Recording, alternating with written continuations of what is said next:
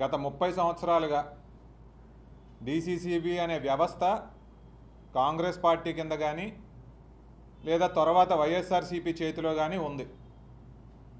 మరి ఈ జిల్లాలో ఉన్న వైకాపా నాయకులందరూ కూడా డీసీసీబీని వారి సొంత సంస్థ కింద మార్చుకున్నట్టుగా వాళ్ళు ఫీల్ అయి ఉంటారు. డీసీసీబీ అనేది ఒక గవర్నమెంట్ ప్రాపర్టీ. ఈ రోజున బొత్స సత్యనారాయణ గారు అక్కడ ఎమ్మెల్సీ కింద ఎలాగైతే ఉన్నారో ఇక్కడ డీసీసీబీలో నేను ఒక చైర్మన్గా ఉన్నాను. చాలా కాలం తర్వాత తెలుగుదేశం పార్టీకి ఒక అవకాశం వచ్చిందన్న సంగతి మీ అందరికీ తెలిసిందే. ఈ రోజున అమ్మవారి పండుగ ఇక్కడ విజయనగరంలో ఏదైతే జరుగుతూ ఉందో, సిరిమాను ఉత్సవం ఏదైతే జరుగుతూ ఉందో, మా క్యాడర్ నుంచి మాకు వచ్చిన లెటర్స్ ఏంటంటే మా సొసైటీ అధ్యక్షుల నుంచి, సార్ ఈసారి డీసీసీబీ ప్రాంగణంలో మేము కూర్చుని పండగ ఏదైతే ఉందో ఆ పండగని మేము వీక్షిస్తాము అని. దానికి మేము సరేనండి, దానికేముంది, సొసైటీ అధ్యక్షులుగా ఎవరైతే ఉన్నారో ఈ 94 అధ్యక్షులు కానివ్వండి, మరి డీసీఎంఎస్ చైర్మన్ గంప కృష్ణ గారు కానివ్వండి, వారు ఎవరైతే ఉన్నారో వీళ్ళందరూ కూడా ఈ సహకార రంగానికి సంబంధించి ఈ రోజున ఉన్నటువంటి ఇన్ఛార్జెస్ కాబట్టి దానికి ఓకే అని చెప్పి మేము చెప్పాము. అదే రకంగా మా ఏర్పాట్లు కూడా మేము చేసుకుంటున్నాం.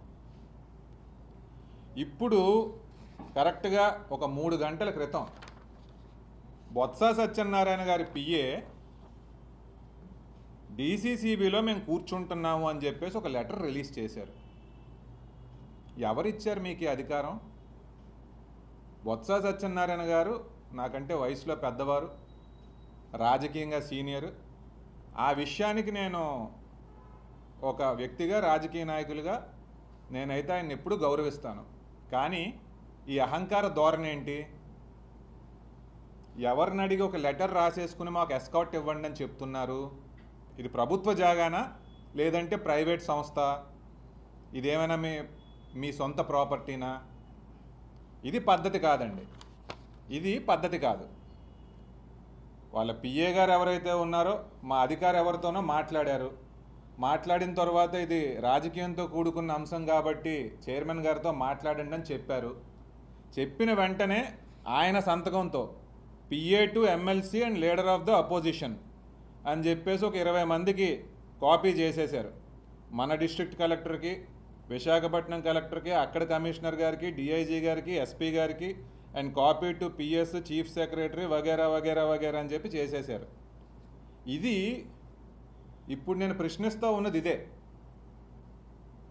ఎట్లా ఇదంతా? ఈ వ్యవస్థ అంటే మీకు గౌరవం లేదా? మీరు అక్కడ సెషన్స్లో కూర్చుని ఒక ఎమ్మెల్సీగా పెద్దరికంగా మాట్లాడుతున్నారు, వ్యవస్థల కోసం మాట్లాడుతున్నారు. మరి ఎక్కడికి వచ్చేసరికి ఇదే వ్యవస్థల పట్ల గౌరవం లేదా? మళ్ళీ అదే అడుగుతున్నాను, ఈ అహంకార ధోరణి ఏంటి? ఇది ఎంతవరకు సమంజసం? మీకు మీరు డిక్లేర్ చేసేసుకోవడానికి ఏ రకమైన రైట్స్ని మీరు తీసేసుకున్నారు అని చెప్పి నేను ప్రశ్నిస్తూ ఉన్నాను. అలాగే తెలియజేసేది ఏమనగా, ఖచ్చితంగా దీన్ని మాత్రం దయచేసి రాజకీయం చేయకండి. డీసీసీబీ వ్యవస్థ ఏదైతే ఉందో ఇదంతా కూడా ఇప్పుడు ఇన్ఛార్జెస్ అనేవారు ఉన్నారు. 94 సొసైటీలకి 94 ఉన్నారు. డీసీఎంఎస్ చైర్మన్ ఉన్నారు, డీసీసీబీ చైర్మన్ ఉన్నారు, అలాగే మా ముఖ్య అధికారులు కూడా ఉన్నారు. అందరినీ కూడా మేము గౌరవించుకుంటాం. కానీ మీరు ఎవరూ కూడా ఈ రకమైన ఒంతెడ్డు పోకడ్లకి పోకుండా, అహంకార ధోరణికి పోకుండా ఉండాలని చెప్పి ఈ సందర్భంగా తెలియజేస్తున్నాను. నేను ఖచ్చితంగా కార్యకర్తల తరపునే నిలబడతాను. రాజకీయంగా మాకెవరితో కూడా తగ్గేది లేదు, ఎక్కడా తగ్గేది లేదు. గత 5 సంవత్సరాలుగా కానివ్వండి, 2004 నుంచి 14 మధ్యలో కానివ్వండి, రాజకీయంగా ఎంతమంది కార్యకర్తలను ఇబ్బంది పెట్టారు మీరు? గత 5 సంవత్సరాల్లో 20-22 ఏళ్ళ కుర్రోళ్ళ మీద కూడా అట్రాసిటీ కేసులు అన్యాయంగా పెట్టించారు మీ జడ్పీటీసీలు. ఎంతోమందికి పెన్షన్లు అన్యాయంగా తీసేశారు మీరు. ఎంతోమంది ఫీల్డ్ అసిస్టెంట్లకు కానీ గ్రామాల్లో ఉన్న వివోఏలకు కానీ జాబులు అన్యాయంగా తీయించేశారు.